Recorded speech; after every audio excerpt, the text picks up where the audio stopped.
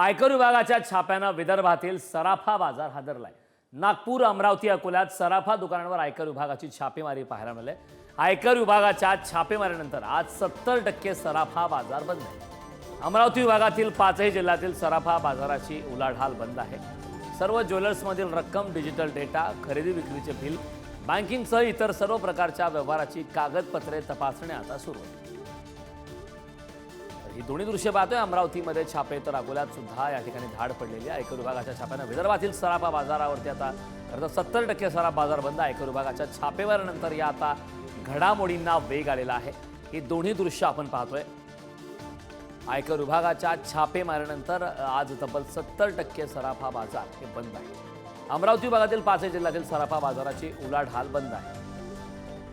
या संदर्भात ताजी अपडेट देण्यासाठी आपले प्रतिनिधी जितेंद्र शिंगाडे आपल्यासोबत जोडले। जितेंद्र, आपण पाहतोय की आयकर विभागाच्या छाप्यानं विदर्भातील सराफा बाजार हादरलाय, काय सविस्तर माहिती आहे?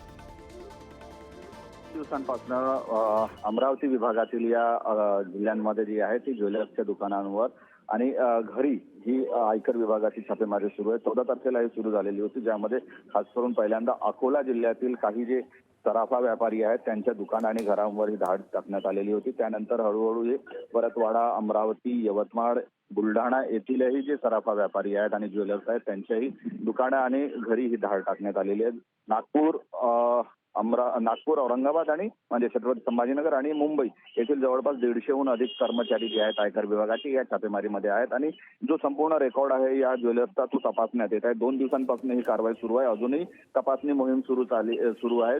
यामध्ये जो ज्वेलर्सचा डिजिटल व्यवहार आहे तो डिजिटल खाती, त्याचबरोबर बँकेची व्यवहार आणि खरेदी विक्रीच्या पावत्या या संपूर्ण व्यवहाराची जी आहे ती तपासणी करण्यात येत आहे। अजूनही ही जी तपासणी मोहीम आहे ही अजूनही सुरूच आहे आणि यामुळे जो आहे तो संपूर्ण सराफा व्यापारी जो आहे तो थोडा घाबरल्याचा आपल्याला दिसून येते आणि त्यामुळे या पूर्व विदर्भातील, पश्चिम विदर्भातील जे सराफा व्यापारी आहेत त्यांची जवळपास 70% प्रतिष्ठानं जी आहेत ती बंद ठेवण्यात आलेली आहे। त्यामुळे सराफा व्यापारी हा घाबरलेला आहे, दहशतीत आहे आणि नेमकं या आयकर विभागाच्या धाडीमधून काय समोर येतं, किती कर चुकवला आहे किंवा काय येतं हे येत्या दिवसात कळेल। नक्कीच जितेंद्र, खूप खूप धन्यवाद या महत्त्वपूर्ण अशा माहितीसाठी।